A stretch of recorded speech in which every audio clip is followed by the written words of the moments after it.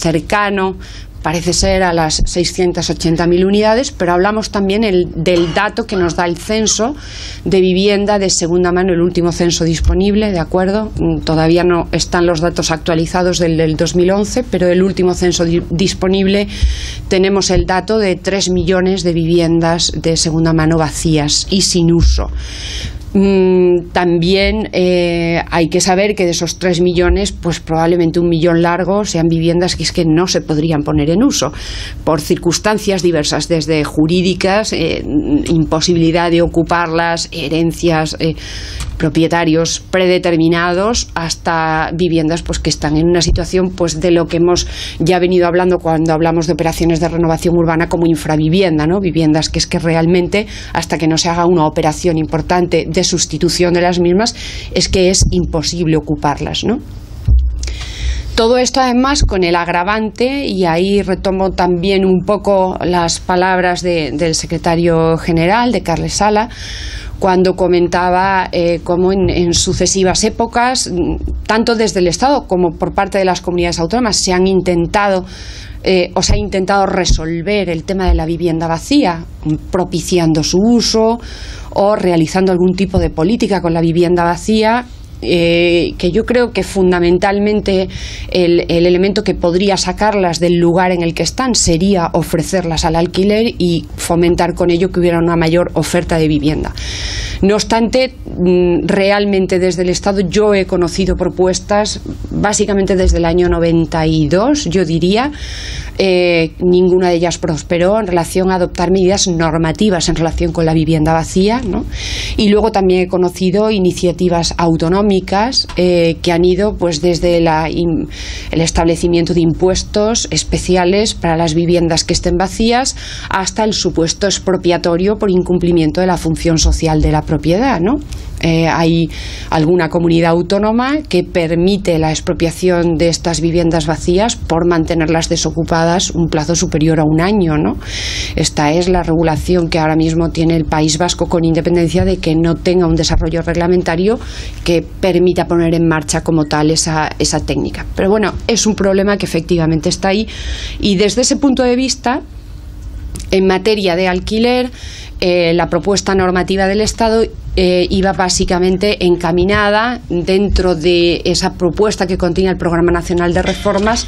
a esos dos objetivos. Por un lado, profesionalizar un poco el mercado del alquiler y hacer que el alquiler sea una propuesta atractiva y real, con una verdadera oferta en el mercado, ¿no?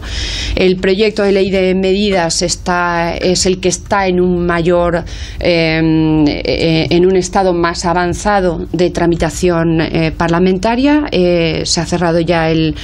plazo para el trámite de enmiendas en el Senado y por lo tanto esperamos que sea inminente ya su publicación como ley. Es una ley que, con independencia de que la parte de incentivos fiscales para socimis, etcétera, se sacó de la ley y quedó exclusivamente dedicada a lo que era la reforma de los arrendamientos urbanos, tiene básicamente 3 elementos fundamentales. Uno, lo que sería la flexibilización del mercado del alquiler mediante la ampliación de la libertad de pactos entre las partes y la minimización de aquellos contenidos de la ley de arrendamientos urbanos que son de obligado acatamiento, digamos, por arrendador y arrendatario. Por otra parte, lo que es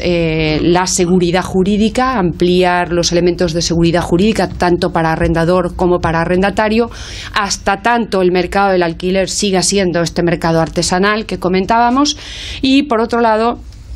intentar, sin tocar, y ese es un grave problema, la ley de enjuiciamiento civil, que está prevista una modificación más en profundidad, y yo creo que con muy buen criterio el Ministerio de Justicia, una ley que es troncal del ordenamiento jurídico español, no quiere modificaciones parciales de la ley de enjuiciamiento, y cuando se haga quiere una modificación global.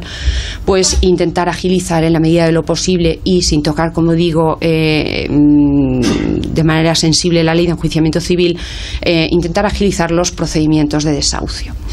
Dicho esto, el siguiente instrumento normativo del que se vale el Estado para reformar lo que ha sido un modelo vigente durante más de 50 años y que hoy con carácter coyuntural, pero porque tiene problemas estructurales muy serios, no funciona y está provocando graves problemas, es el proyecto de ley de rehabilitación, regeneración y renovación urbana. Este proyecto de ley fue aprobado por el Consejo de Ministros y me acaban de mandar un correo electrónico de que será publicado en el boletín del Congreso. Se espera que el jueves o el viernes a más tardar. Y me comunican también que el Consejo de Ministros el viernes adoptó otra decisión relacionada con el proyecto de ley y es su tramitación por el procedimiento de urgencia. De modo que es probable, no, supuestamente si va por el procedimiento de urgencia, desde luego antes de que acabe el año, a lo mejor incluso en verano, la norma podría estar aprobada definitivamente por las Cortes. ¿Qué puedo decirles de este proyecto de ley, de esta reforma normativa, ¿no? Decirles que ha sido un proyecto apasionante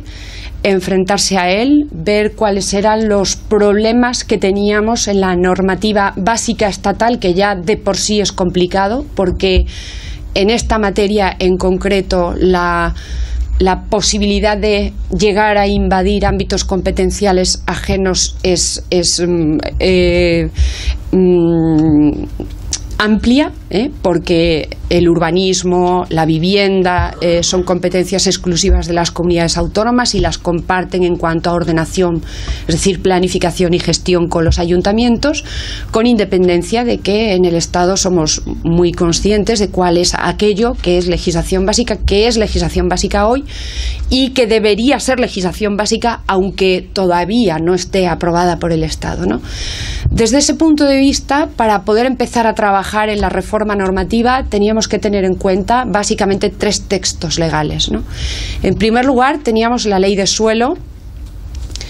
aprobada como texto refundido el 20 de junio de 2008, que es una ley donde curiosamente se detecta ya el problema de la necesidad de cambiar un modelo urbanístico que no funciona y donde se detecta que efectivamente a consecuencia de la crisis y del modelo que se había instaurado tendríamos que empezar a caminar por otro rumbo y sin embargo cuando uno analiza los elementos más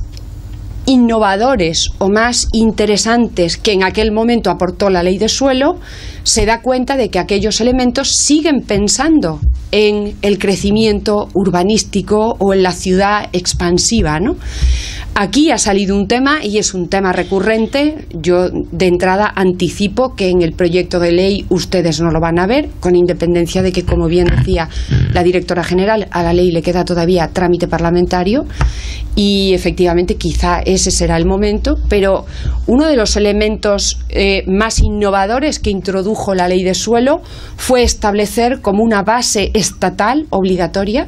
que de toda actuación nueva, es decir, de nueva urbanización con uso predominantemente residencial, al menos el 30% se tenía que dedicar a la construcción de vivienda protegida. Otro de los elementos cruciales de la Ley de Suelo es el rescate de plusvalías. Rescate de plusvalías que se lleva,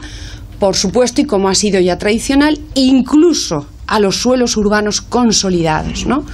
¿Qué son las actuaciones de dotación? Sino la posibilidad de poner en marcha actuaciones aisladas en suelo urbano, en muchos casos consolidado, donde lo que se produce es un incremento de edificabilidad sobre el preexistente. Otro es el debate de qué entendemos por el preexistente, porque hay comunidades autónomas donde el preexistente no es el preexistente de acuerdo con el planeamiento anterior, sino el preexistente materializado y ya construido. Véase, por ejemplo, la Ley de Ordenación del Territorio y Urbanismo de Castilla-La Mancha, ¿no?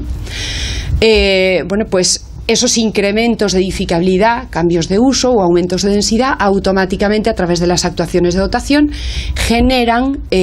unos deberes de entrega de suelo a la Administración. Por una parte, para dotaciones y equipamientos que en esos suelos real y materialmente es imposible, porque son suelos que ya están transformados, y donde entonces empezamos a materializar esas dotaciones y esos equipamientos o a permutarlas con dotaciones y equipamientos que nada tienen que ver con ese ámbito, con el problema que supone que determinados tribunales entiendan que eso ni es una dotación ni es un